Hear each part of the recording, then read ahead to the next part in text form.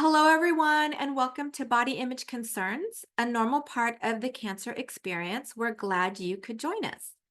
My name is Elaine Gonzalez. I'm the community educator at the Breast Cancer Resource Center, or BCRC. I'm pleased to serve as your moderator today. The Breast Cancer Resource Center is a community-based nonprofit serving Central Texans impacted by breast cancer since 1995. Strengthened by our mission to empower those affected by breast cancer with personalized support and compassion, and in collaboration with our community partners, BCRC envisions a future where no one faces breast cancer alone. BCRC offers individualized patient-centered care for diagnosis through treatment and into survivorship.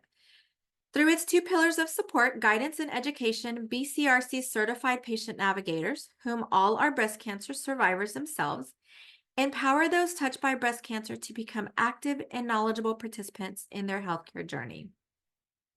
This program is provided as part of a cooperative agreement awarded by the Centers for Disease Control and Prevention to expand our programs for young women.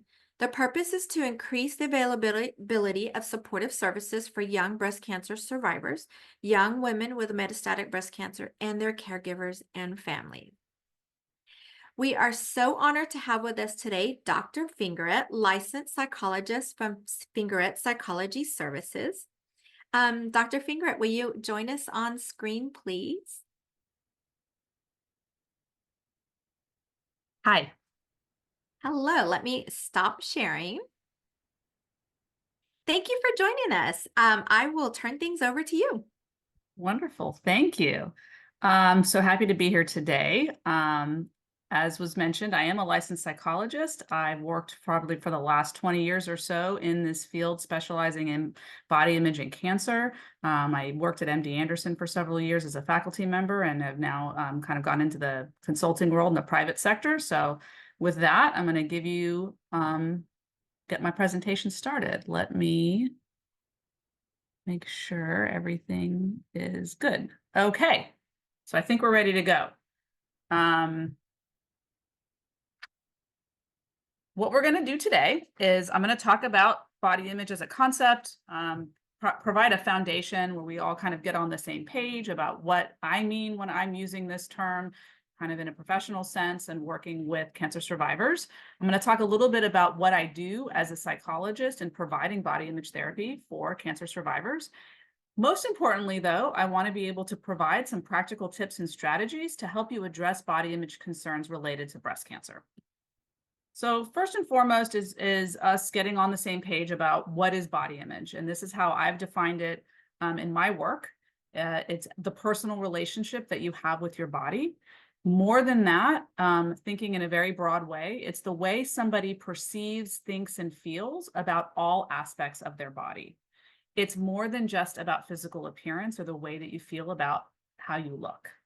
Body image encompasses sensory experiences related to the body, as well as functional aspects of the body as well. And we're going to get into all of that as I go through things today. So I really want you to understand that when you're talking about this affecting the way you feel or think about all aspects of your body, we know that cancer and its treatment affects the bodies in so many different ways. That's why body image is such an important psychosocial concept and such an important psychosocial issue for women facing breast cancer. One of the most important aspects of body image that I really try to explain to all of my colleagues who I work with, all the doctors and nurse navigators and mid-level providers and everybody who works with cancer patients and cancer survivors, is understanding that body image is completely subjective. It is entirely about the way the patient perceives their own bodies. And what we know, and what you probably know, is that there can often be a disconnect between the way you experience or see your bodies or perceive your body and the way someone else does. And that is what makes this such a sensitive and challenging issue to address, is when people don't experience it or see it the way you see it. And what I want to do today is make sure that you understand the way you experience your body image is valid and important and is the only thing that matters. It's not about how other people experience it. The next part is to understand that body image can change over time. And I really help people understand that women coming into the cancer experience may already have a lot of concerns about changes that they're anticipating and have a lot of anticipatory anxiety over changes that could be happening to their bodies as a result of treatment. Others, those body image concerns may not come about until they're going through treatment or even after treatment is completed. And there's a lot of reasons for that. So I think just kind of getting on the same page with that is important. So I'd like to talk about what influences body image and the development of one's body image. And this is by no means exhaustive.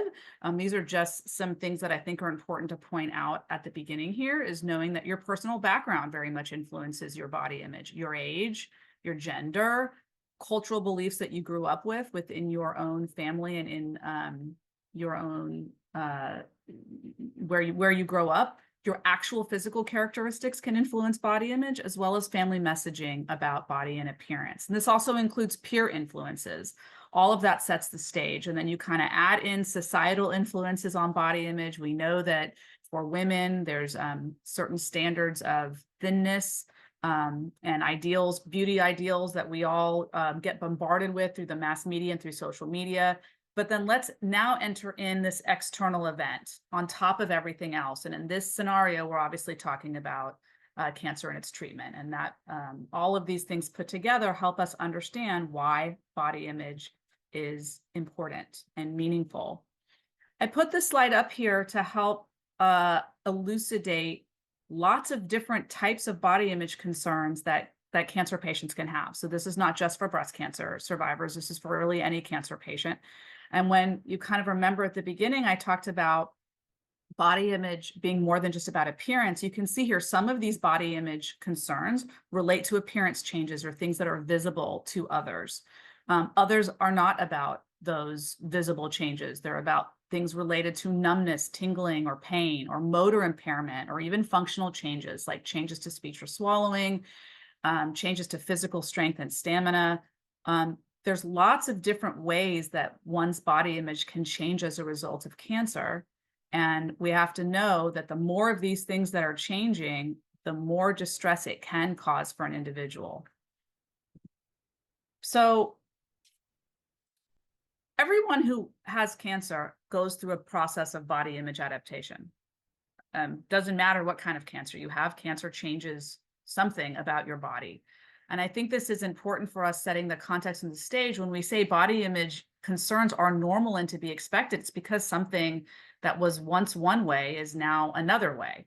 Now, this plays out in a lot of different ways, and we'll talk about that in a minute. But I think we just want to get on the same page that this is a universal experience, that you're going to undergo a process of body image adaptation. And that doesn't mean that everybody experiences it in an overly negative way. It's complicated. There's some aspects of body image changes that people may embrace, and there's others that are more distressing, and it's different for everybody. And what we do know is that body image issues are not based on the location or the extent of cancer. It's not about whether you have a big scar or a small scar, whether the scar is visible. It doesn't matter whether you're having a partial mastectomy, a lumpectomy, a complete mastectomy, whether you're having reconstruction or not. It's so individualized, and there's so many reasons why one person may have more body image concerns than another, even if some of the issues appear to be the same. And this is where I do a lot of work and education with my healthcare colleagues to help them understand that you cannot know, you cannot predict easily who is going to struggle or not with body image changes. You have to ask, and you have to be able to talk about it. And as I've mentioned before, helping people understand that body image concerns can arise before, during, or after cancer.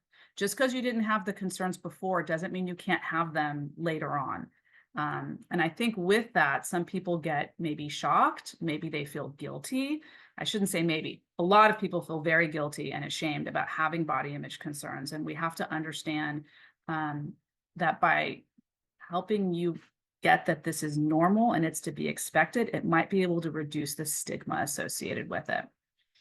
So I've mentioned some of these things before, but we want to understand, well, why is body image such a big deal? Because the changes can come about gradually, or they can come about all of a sudden, right? We know this. Some of the changes are temporary. Some of them are more long lasting. Sometimes we don't know whether the changes are temporary or long lasting, and that uncertainty creates a lot of distress as well. It doesn't matter whether the changes are temporary or not. In fact, that's really one of the biggest things I think people try to reassure and make you feel better, to tell you, oh, this is temporary, this isn't going to last, you'll be okay. All that does is tend to silence individuals and make them feel more isolated and make them feel more reluctant to share and get help. So I'm here to tell you that it's okay to have any concerns at any point, whether the changes are temporary or long lasting, whether they're visible or not. And that could be, some changes are visible, right? I work with patients with head and neck cancer as an example. Some of those changes are visible. Hair loss, that's a visible change. You could have scars that when you put clothes on, it's not visible to others, but it's still visible to you. And you can have other body image changes related to functioning or sensation that nobody can see, including yourself. Um, I really want people to know that I hear this all the time. I don't want to feel vain. I feel guilty or embarrassed. I shouldn't be sharing this. I should be grateful that I'm alive. I don't want to burden my healthcare team. I actually am very grateful to them. I don't want them to think I'm not grateful. You can be grateful to your team, and you can still have concerns about the way that your body is changing, and all of that is okay. So I need you to give some permission to yourself for that. I use this to try to educate people on the range of body image experiences that you may have. For the most part, people who are undergoing cancer treatment for breast cancer are going to have what I refer to as average or normal concerns about body changes. That means that they're having mild to moderate difficulties adjusting to body image changes. So it could be that they're feeling somewhat self-conscious in social situations. That's completely normal. They may have difficulties at times coping with body image changes. Maybe there's something that triggers them, like looking in the mirror or in an intimate setting, a comment somebody makes. But they tend to have more realistic expectations about body image changes. They tend to be more flexible in terms of that. They may also experience bothersome thoughts about body image changes, but in the end, not necessarily affecting their day-to-day life in a significant way. They're still able to go and do things they enjoy, but maybe with some distress or maybe under duress. At the extreme end are individuals where the body image difficulties are really severely impacting their day-to-day functioning. The thoughts about body image are maybe daily, constant. They may be very isolated or refusing to do activities that they once enjoyed because of the concerns about body image. May also have very unrealistic expectations about their outcomes.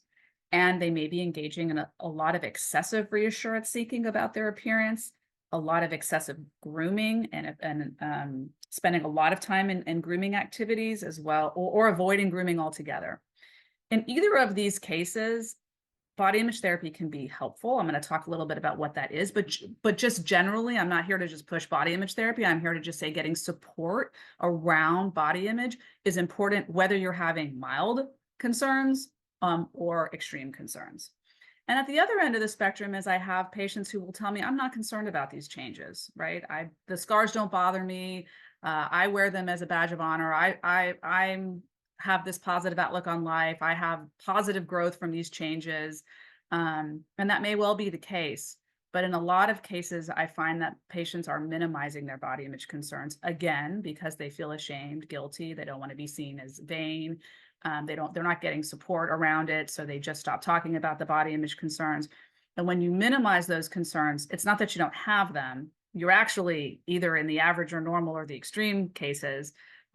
So we really need you to feel empowered to be able to get some help and to understand that this is a very normal thing. So what is body image therapy? There's a lot of ways that I work with patients on their body image concerns. It's helping develop new coping strategies for managing those concerns. It could be different ways of thinking about things, or trying to push yourself to engage in activities that are meaningful for you that maybe you've been avoiding because of the concerns around body image, managing difficult emotions around body image changes. Of course, it's helping you be more realistic and learning how to talk to your healthcare providers about what to expect for the future and how to cope with current changes.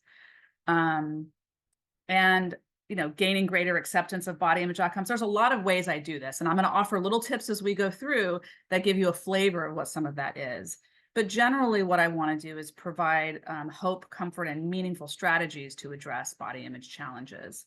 And you might be able to benefit from having a reduction in distress around body image, like less preoccupation with body image, improvements in your relationships, and feeling better able to navigate treatment decisions around body image. That's another big issue that I work with people on. So let's go into some tips and strategies. First thing is I want you to be able to talk to your healthcare team about body image, talking openly about your concerns, not hiding, minimizing, being reluctant to share. And this may be something that you need to be the one to bring up, because sometimes the healthcare provider may think they seem to be doing fine. They don't need any help with body image. They look great. Talk about those kind of well-meaning appearance comments that are sometimes not helpful. But if they were having a problem, they would let me know. So I think there is a certain sense of responsibility that you have if you're struggling with this, to make sure that you're being open about it and testing the waters a bit. Here's some ways you can do that. It's explaining the importance or the meaning of the body part that's affected. If you're devastated by your hair loss, and maybe even devastated is too strong of a word, but you're bothered by it. It can range anywhere from that, right? If it's the changes to your breast and the way the breasts look, or the asymmetry, or any, lymphedema, whatever it is, being able to talk to your healthcare provider to explain why this is so important to you, what your hair meant to you, what your breasts meant to you. It shifts the tone of that conversation, because what your healthcare provider wants to do is educate you and reassure you and make you feel better about all this. But when you're able to take a step back and get into just a little bit of why this is so important to you, it gets them to listen in a different way. And I would encourage you to discuss concerns about current body changes and worries about future changes to the body as well, especially if you're looking at a new type of treatment option or having to add in different types of treatments as you go along your process. With each of those, if the body image concerns are present, be able to have an open conversation about that. Another way that you can shift the conversation a bit is to explain the way body image concerns are affecting your life. If you're having difficulty going to work because you're self-conscious about changes to the way your body looks, or you're having a lot of emotional effects and it's difficulty managing your emotions, or in social situations, your healthcare provider will listen to that. They might not always ask, but when given that information, they might be able to then provide resources for you, or referrals for you. Now let's talk about tips for talking to loved ones. I would say the most important thing you can do is really evaluate your social circle and determine who can be a good listener and who can offer empathic responses to you, right? You may need to explain, I don't need you to solve this problem, right? Because initially when we're expressing distress or concerns about something, people want to help you fix it. They want to help you find the wig, or here's, a resource, or whatnot. And sometimes you just need someone to listen and figure out who in your social circle is good at that. Everybody's good at different things. And sometimes you may need to direct people. I don't need you to solve my problem today, right? I think one thing I'd like to spend some time on is on these well-meaning comments about appearance, about how great you look, or do you love your new boobs, or aren't you so lucky you get to have, a boob job, or whatever it is. I hear this constantly from people, and it can really wear you down. And I think there can be ways that you can empower yourself to respond to those types of comments. One is to figure out a way to educate other people, right? I didn't have plastic surgery. I had reconstructive surgery. It's not the same thing. Breast reconstruction is not the same as a boob job. And sometimes people don't know what to say, and they are genuinely at a loss and think that they're being helpful when they're saying certain things. Another thing is to just redirect people. And I had some patients I've worked with who've had a lot of success with this. And they've said, it helps right now. It helps when you comment on how glad you are to see me rather than commenting on my appearance. Right now, I'm glad to see you too. It's nice. I like it when you say it's nice to see you. I'm glad we're spending time together and not focusing on making a comment about my appearance. That can be very empowering if you have the right kind of person who can take that feedback and listen to it and honor it and respect it. And another thing is to develop some sort of an internal mantra for yourself that helps you just kind of take a deep breath and say, okay, right now I'm a work in progress. I'm not quite there yet. Or another one that can be helpful is other breast cancer survivors would understand how I'm feeling right now. I think that those are some different strategies and tips is to figure out how you want to handle it. And of course, redirecting the conversation or changing the subject. There's lots of strategies, but you're going to get these kind of comments all the time. And being prepared and having a bit of a plan for it can help you manage that better and help you feel a little bit more in control of how you respond to those types of things. So let's get into some specific types of symptoms. Everybody here on the call is probably at a different part in their journey. Maybe some of you have already dealt with hair loss. Maybe some of you are going to be dealing with that. Maybe some of you are in the midst of it. I provide this as a potential resource for you. A colleague of mine who is an oncology esthetician wrote a book called Wig Ed, and it was all about information on how to select a wig and information about that. So I'm going to give you some tips from this book here. So first, if you're facing this as a challenge, is to consider wig and wig alternatives. Another thing is to learn techniques for recreating eyebrows. And there are oncology estheticians who can teach you how to do this. So in this book, my colleague talks about ways to vet a wig store ahead of time. I'll give you some tips here through that. Asking the store if they're accustomed to working with women experiencing medical hair loss. All wig stores are not created equal. You want one that's accustomed to working with medical hair loss. Understanding if the wig store is a full service wig store. Does it offer stylings, cleanings, repairs, and adjustments on the wig? Does it employ licensed and trained wig stylists? When you're first looking for a wig, can you take pictures of the wigs to be able to send to family and friends for feedback or compare and contrast styles? Some wig stores will let you do that, some won't. Does it have a private fitting room? Does the store have natural light so you can view your skin tone next to the wig, or is there some other type of lighting, fluorescent lighting in the store? You want to ask about their policies for trying on wigs, and you also want to understand more about the use of insurance. On this slide here, it talks about enlisting someone to shop with you so you don't have to go through that experience alone. And I know my colleague also mentions the importance of asking your oncologist for a prescription for a cranial prosthetic. That's what they refer to for the wig, that sometimes insurance will cover that. So I'm going to move on. So I feel like I'm kind of rapid fire and giving y'all a lot of information today. So hopefully there's something in here that is relevant to your stage of where you are in your breast cancer journey. But these are all different ways that I approach this with individuals, depending on where they are with things. So now I'm going to go into tips for mirror viewing. So this is really related to somebody who's just had a mastectomy or a reconstructive surgery, and they're having to view their changes to their bodies, maybe for the first time. And how do you go about doing that? I work with a lot of people on preparing them for this moment. Even if you've already had, you're already well through this process, there still could be some benefits to you doing some of these types of things. So the first thing I tell people when they are going to look at themselves for the first time after surgery is to do so as soon as they can. Don't delay. Don't avoid looking at yourself and looking at your scars. As soon as you are medically cleared to do so, remove the bandages. Don't keep the bandages on any longer than medically necessary.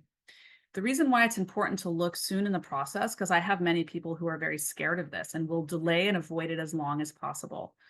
Even to the point where I had somebody tell me one time, I'm just never going to look in the mirror again. I'm just never going to look at my breasts again. And that was not very realistic, but that was where their mindset was.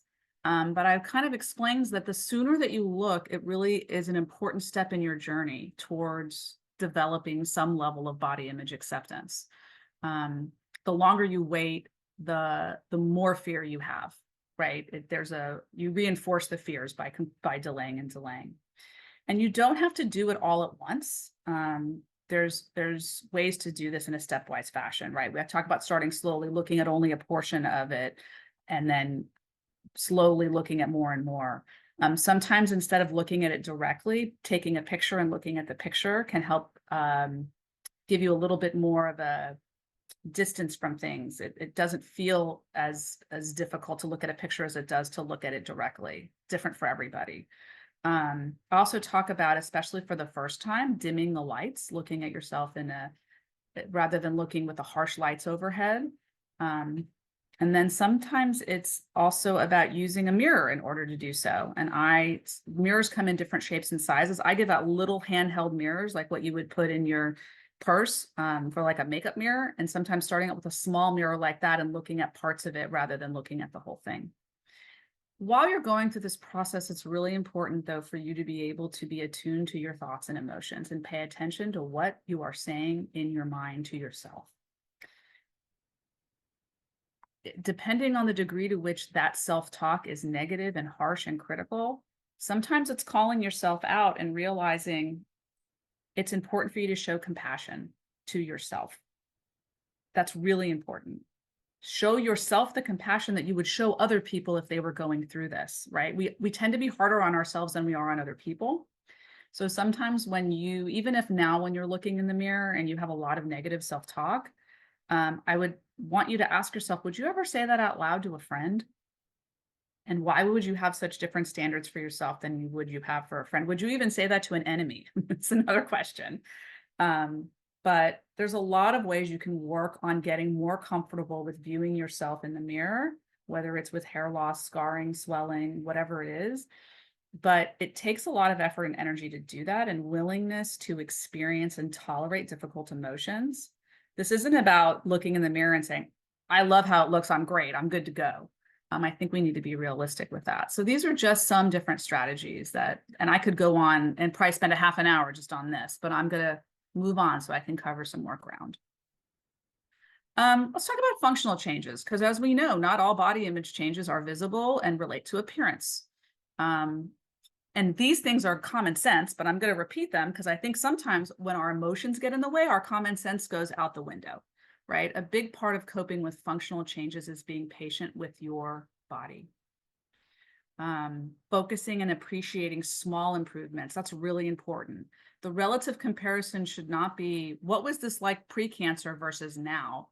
What was this like yesterday versus today? Or what was this like a week ago versus now? I think changing that mode of comparison is really important. Talk a lot about activity pacing. Many people who undergo cancer treatments have a tendency to overdo or push themselves to the extreme.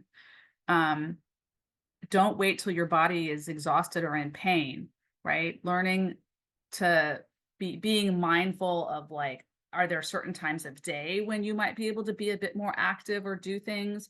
Are there certain types of activities that tend to bring about some sensory changes and some pain and discomfort? You might need to journal to recognize those triggers and patterns, being mindful of that. And sometimes it's just about being alert to warning signs in your body and taking a moment and doing what I'd refer to as a body scan to think through what are the different aspects of your body and how are they feeling in this moment, and then be able to move forward with different activities. So again, I think some of that is very much common sense, but we have to remind ourselves.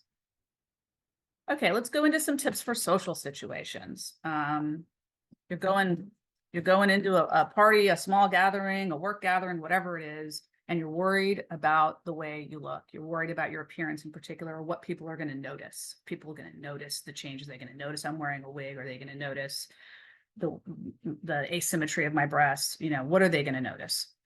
And it's really important to understand that while people may notice something that's changed about your appearance, first of all, they may or they may not. And second of all, they get past it pretty quick because they're going to be more focused on the way you behave than the way you look. Your personality, your friendliness, your humor, your kindness, your conversational skills, all of that is much more influential over time and how people respond and think about you than the way you look. You have to be very careful about mind reading and fortune telling, right? None of you have special mind reading abilities where you can go in and know exactly what somebody else is thinking, and you're not clairvoyant and you can't predict the future. So sometimes it's about really checking yourself there. And I would say what's really critical is to normalize your self-consciousness about body image. Most people are self-conscious about some aspects of their body image, okay? You have added reasons to be self-conscious, and that's understandable and that's valid. But I think just normalizing that and saying it's okay to be self-conscious is part of the battle here. And what I would say also is to focus on your nonverbal skills and abilities as well, right? Your body language says a lot about you, and it sends messages about how you're feeling, your sincerity, your interest level, and what the other person is saying. If you're hiding your face or positioning in your body a way to get people to not look at, you're kind of in an awkward way to take away the appearance of, maybe the chest area, let's say, for example, sometimes that actually draws more attention to yourself than if you stood up straight, you look someone in the eye, you were smiling, you were nodding.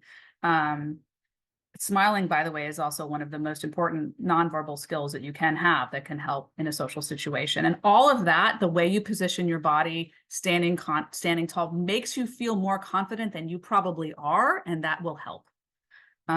We've talked a little bit about being prepared for well-meaning comments about appearance. There's a lot of different ways you could go about addressing that, as I've said before, educating other people, redirecting the conversation, deflecting. But being prepared for it is, like I said, half the battle. Okay, tips for intimacy. Again, I could do a whole talk just on intimacy by itself. So I think that this is going to be kind of very surface level, just some things maybe to think about. Starting that conversation is really important. Starting to talk about managing your feelings about physical changes. If there's something on your mind, it's probably on your partner's mind as well. And part of it is not talking about it isn't going to make it any better, right? Getting it out in the open. I think that there's kind of talking about what your fears are. Each of you has fears that you're bringing into this conversation, right? Most of the time, what I hear from the patients is my partner's not going to find me attractive anymore. And I think on the other side is the partner worrying that they're going to hurt you in some way, physically hurt you. And so sometimes being able to have those open conversations and listening to each other in a very supportive way, acknowledging what's changed, voicing the concerns. And then a big part of it is really being patient when it comes to intimacy. Considering expressing and receiving affection in new and creative ways, especially in the very beginning when you're trying to get kind of used to these changes and how they affect the relationship in an intimate way. There can be a benefit to being deliberate about kissing and touching without needing to have the pressure of concluding with sex, that can be really important in the beginning. And then another part is not just focusing on all the things that are different after cancer. We sometimes tend to take that magnifying glass and just focus only on the things that are bothersome or changed and not focusing on some of the things that haven't changed, which a lot of times has to do with your communication or your support and love of one of each other. There's a lot of important things that haven't changed. And if there's also a lot of information that you may need to get about how cancer and the treatment affects desire, arousal, and orgasm. And there are specialists who can help you deal with that as well. So it's a big issue. It's one that sometimes couples can navigate on their own without added help, and sometimes you definitely need help with that. So I would just keep that in mind. So here are some of my body image lessons that I like to remind people of, some of these things that I've maybe already mentioned during this talk and other things that might be a little newer. Again, reminding you that people are more influenced by the way you behave rather than how you look. So I kind of like to ask the question, if you've ever met an attractive person or somebody you admired the way they looked and you were maybe a little intimidated by them, and then you got to know them and they weren't as attractive after you got to know them as they were beforehand.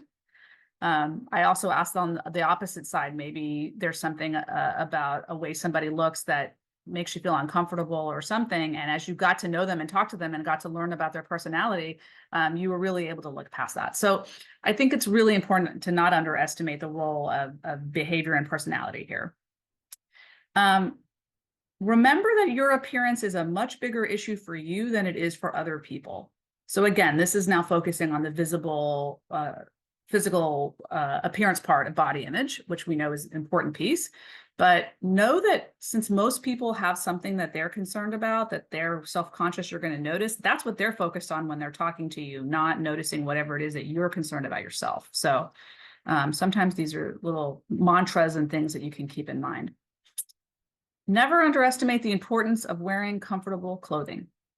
If you are wearing things that, it can be about the cut of the clothing, the comfort, the texture, the fabric. If you're wearing things that are making your body feel uncomfortable, I strongly encourage you to find other things in your closet that make you feel comfortable, that can also help with your confidence and social confidence. So think about that. Show compassion for yourself by trying to let go of harsh criticism of your body. Notice when you're doing it, notice what's triggering it, because then you can be prepared to have this kind of inner dialogue and this mantra. And look, these are not things that are easy to do, depending on how ingrained the body image challenges are for you. So, we've talked about how well-meaning comments can be very distressing to people when they're going through cancer treatment. Learning how to accept that compliment and move on can be very empowering for you if you get into that mindset. But first, I would say, learn how to give a compliment to your body. It's going to be harder for you to accept compliments from other people if you can't give yourself a compliment. And there are aspects of your body that I want you to think about that you might be able to compliment. So that kind of moves into this next part, which is defining what is body image acceptance, right? I talk all about, as a body image therapist, I'm here to help you gain greater body image acceptance. Well, what does that mean? It does not mean loving everything about your body. I kind of define it as coming to terms with the fact that there are aspects of your body that you like, and there are aspects of your body that you don't like. And so the biggest challenge that we have right now is helping you embrace things about your body that you like to help balance out the things you don't like. I'll talk about this a little bit later on, but I often talk to people about it's like staging a house. We want to minimize the flaws and maximize the assets. Another aspect of body image acceptance is having unconditional care and respect for your body, despite the way it might be failing you, or despite the way that you might be disgruntled with it, is still having a level of care and respect. I think that's important. And then, of course, it's having the ability to recognize and celebrate aspects of your body that you enjoy. And we'll talk about that in a minute too. How do you do that? It's not easy, but it's something you have to be wanting and willing to do. And then, of course, it's also learning to cope with negative thoughts and feelings you have towards your body. Notice how I didn't say get rid of, I just said cope. And I think that's a part of being realistic here.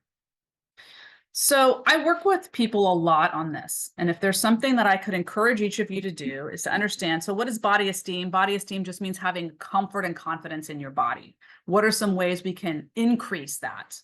Okay. It's not about having complete confidence and comfort in your body. It's about being more comfortable and confident in your body than you are right now. Okay. And there's 3 ways that we do that. One is to focus on appearance enhancing activities. And I gave some examples here. I would like for you to come up with other examples of things that you do that help promote, make you feel better about your appearance. Okay. And so you notice something on here. I have wearing a cheerful color or wearing your favorite clothes. It doesn't have to be something fancy. It can be just something very comfortable. Putting on makeup, getting a new hat or a wig, getting dressed up. There's lots of other ways you could add to this list. Okay. The next thing that I talk about with people is sensory pleasing experiences. This is a way to connect with your body that doesn't have anything to do with your appearance. You have 5 senses. You connect with your body using any one of those senses. These are also things that you can do that are, you can be a passive recipient of these experiences. It doesn't require active energy and effort, okay? Just simply being outdoors and taking in your surroundings. Looking at a sunrise or a sunset, hugging someone, listening to music, stargazing. You could add all kinds of activities in here. And this is a really, really helpful way for you to connect with your body. And then the next is something that's a bit more active, health and fitness exercises. Of course, there might be some limitations that you have as where you are in your treatment, but there's got to be something you can do that is somewhat active, even if it's just stretching or playing with your children or your grandchildren, going for a walk, meditation, okay? There's lots of different things here.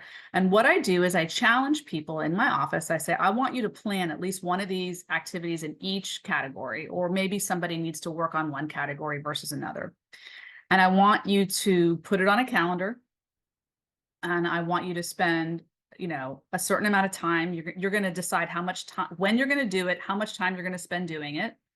And then I want you to rate the mastery or satisfaction you had in that activity and maybe journal some of the thoughts, feelings, or connections that you had to your body. And it's about doing this you might be doing a lot of these things already, but are you doing them with intention? And are you doing them in a mindful way that is really soaking in that experience? So this is one of the main ways that I work with people on promoting body esteem.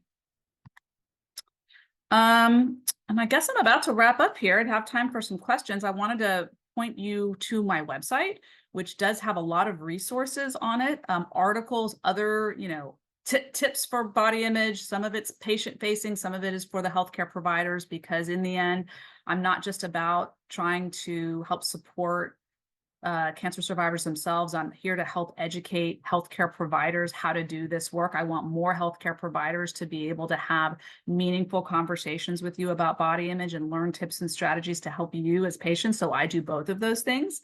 And there's also my email if anybody wants to reach out and has questions for me about what I do or the consulting events or resources or things like that. So I encourage you to go there. And I think I'm about right on time for questions and answers.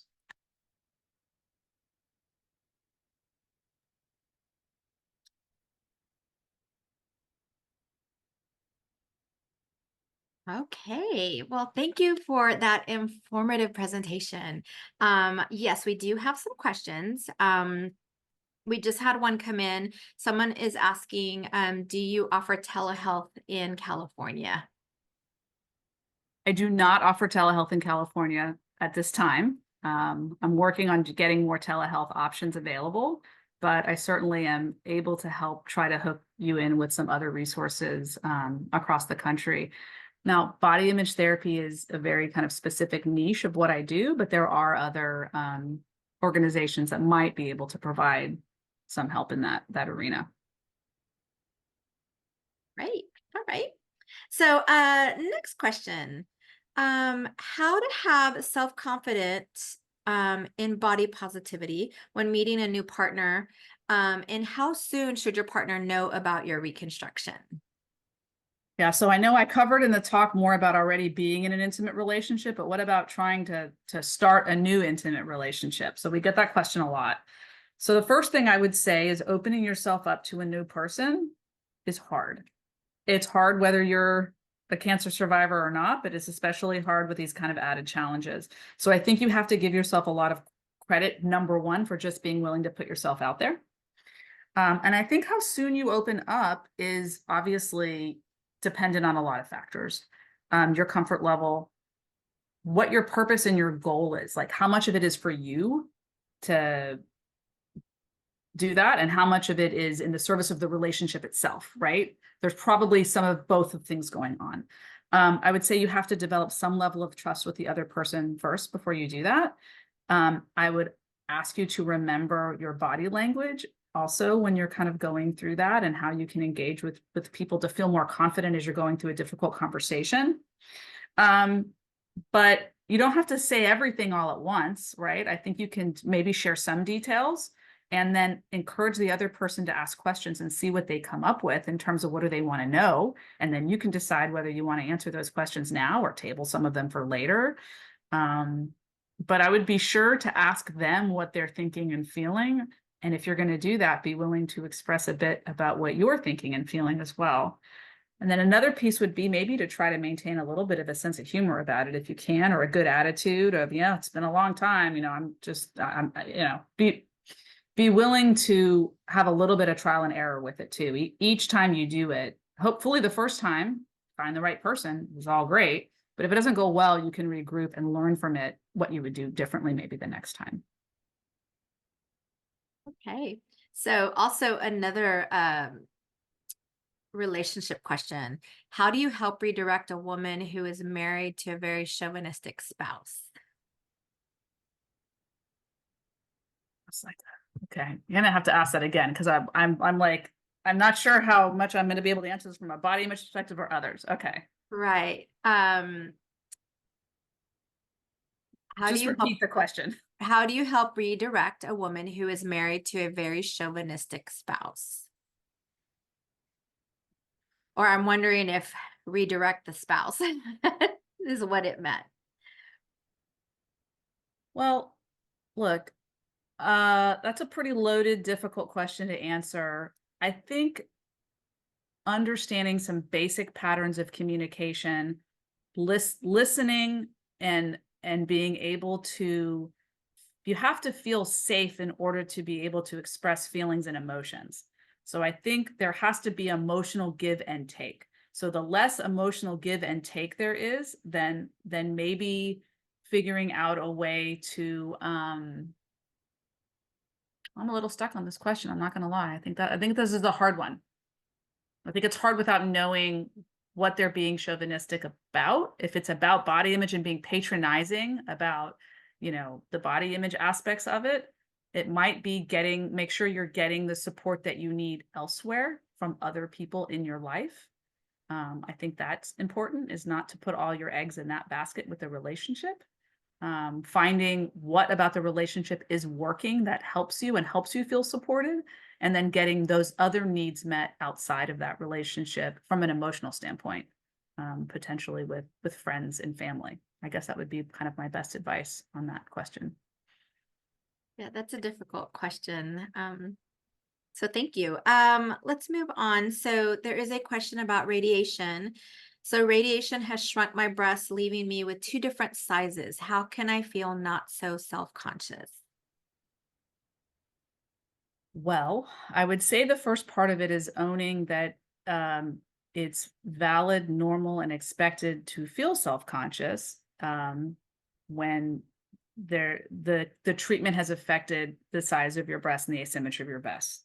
So normalizing and validating and telling yourself it's not realistic to say you're not going to feel self-conscious at all, but maybe how can you dial it down a bit?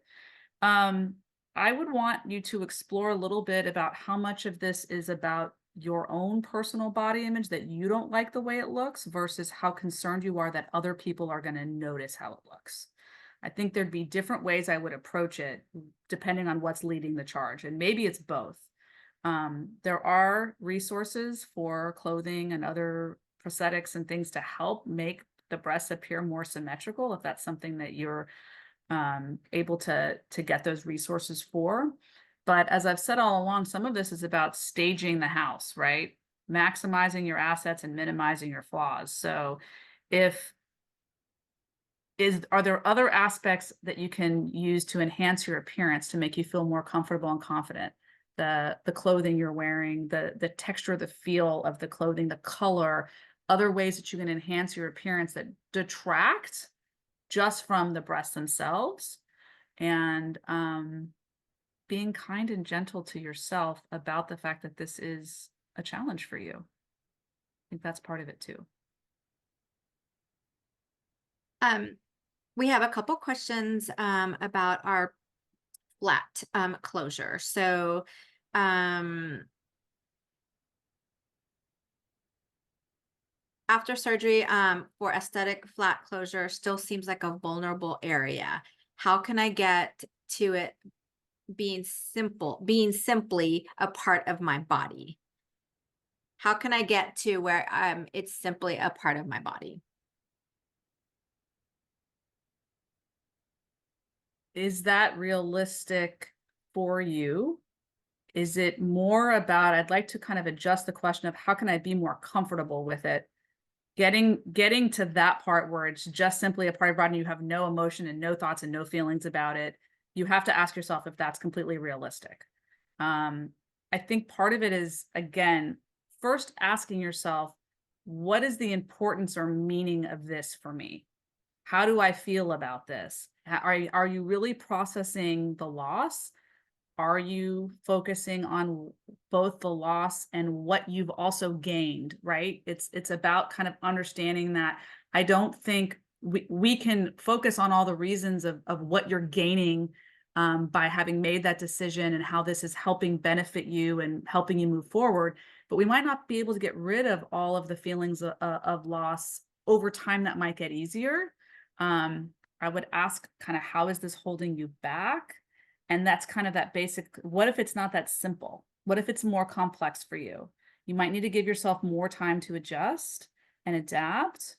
And if it really is holding you back in other ways, that's where I suggest getting the added support from, friends, family, therapy, whatever it is. I'm not here to say, you have to have therapy in order to address it. Obviously, I believe that can be very helpful, but those are the kinds of questions I'd be asking. So many flat breast cancer survivors add tattoos to their chest. Is there a proper emotional point or time to get a tattoo post surgery? The simple answer is no. I think that can be very meaningful and valuable for people. I think part of it is making sure that you have all the knowledge that you need to make that decision about when, where, and how, right? There doesn't need to be a rush to do it. So make sure that you get all the information you need medically first to understand that process.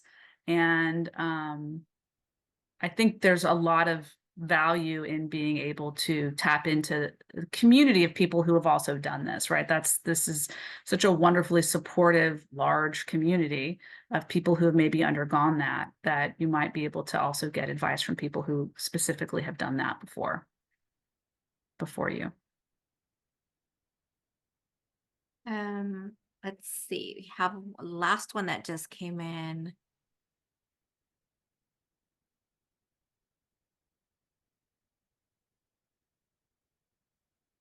So it's a comment of Miss Molly had 2 lumpectomies. And she feels like she doesn't care what others think, even when she's wearing a bathing suit. She feels like she can be there to educate people. And it also opens up communication with people who are uncomfortable about talking about it. So she says, you need to have a good attitude about our bodies every day, even though our attitudes change daily. So no specific question, just her experience. Well, again, I think part of us have to understand it's easier for some people to have that good attitude than others. And it could be something to strive for, but it's something that we need to be gentle with ourselves if we're not in that place right now. And if we want to get there, making sure that we're doing some of the things that help us get to that place. It's not just going to happen on its own magically if you're not there right now. I think some people have a more positive, optimistic, kind of embrace these changes, it comes easier or more naturally to them. And for other people, it doesn't. And that's okay. And it's great to have some, what I would call positive body image role models. I think that's what, another tip I often tell people is to try to discover positive body image role models. And so this individual is obviously putting themselves out there as a positive body image role model, and that's great.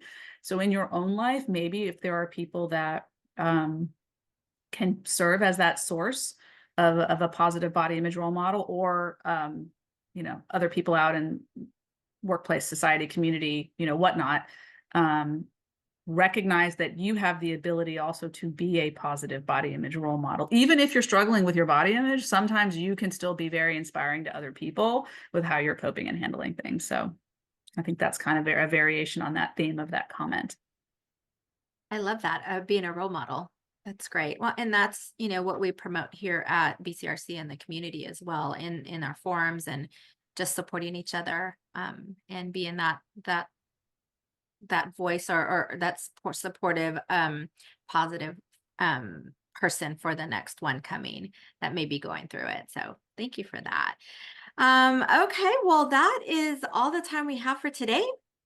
Thank you, Dr. Finger, for sharing your expertise, valuable insights. It was so wonderful. Thank you again for joining us. Have a great day.